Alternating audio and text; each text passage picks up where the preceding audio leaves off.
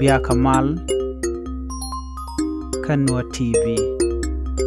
Malwe Kaya Ngwasame Bierwaini Tipaino Bien Carlington Katunene Tenas Chuja Peru Jeno subscribe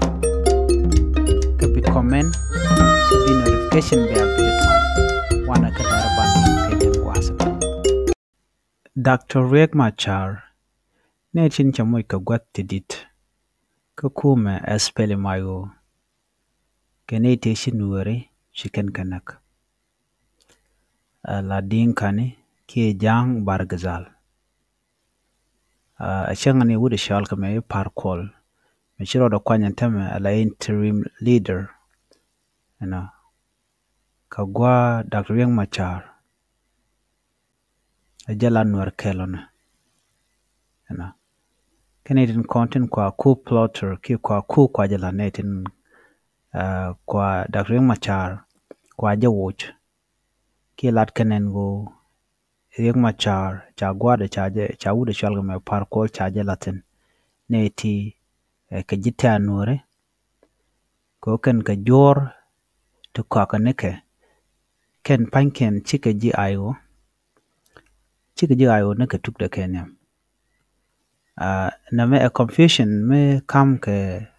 nuare no ba we ayo ite ji quateriatin ayo te jang teketin ayo te door to goal teketin but jan loda this is a confusion me kwa carried out nuare enemies kene dial konen ngene tentere kuma kayo ten jodi al kon kwa kaneke yo kin ma yadi ko na kayo kana janke na ko kente tarar ko ba ku ma spele mayo ayo ba ja tiang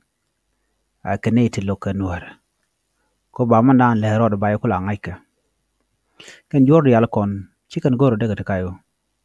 pege ne gatet okay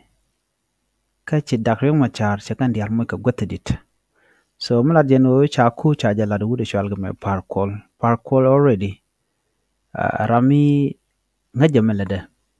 ko chala ne tabande kai so is doing the same thing right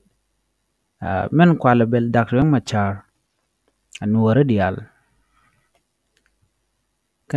kon bel Dr. Riek Machar kane dial content cha shi manaken cha kanak karon kina dangro wido wal jok kirma yadit jen makarwada welcome ko ne ti kana ga much ka gwat ke kwamne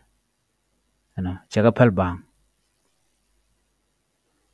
ne de kulo kwany ka kan ti chal ka ti jang bargazal kan ku gwat kom dit ku kan gala la kanane kan ka kwany ne ka tit ko kan dol ga boka no de ka spele mayo an gan Machar chabel long ta jugo no mele mo che chong kan jang ti rudien dial lokanayo duno kwa kana ko be ka ngwa mo cha $1,000 chaga kamke aneken ko become a part of SPL Mayo to confuse Nuer people and why we dung ne dial ki nok jang but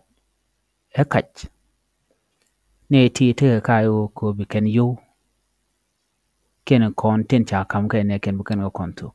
so the en bottom tan en tigulo joko already ka part of SPL Mayo la pinkir me yadit so they are confusing SPL Mayo so na me janda na talk so we shall parkol dunde te boniam just temporarily Dr. Machar position e kumaka telmo woje nothing kwa la no confusion ba kan e kon la nuare so dunde mente ten mo zero korwada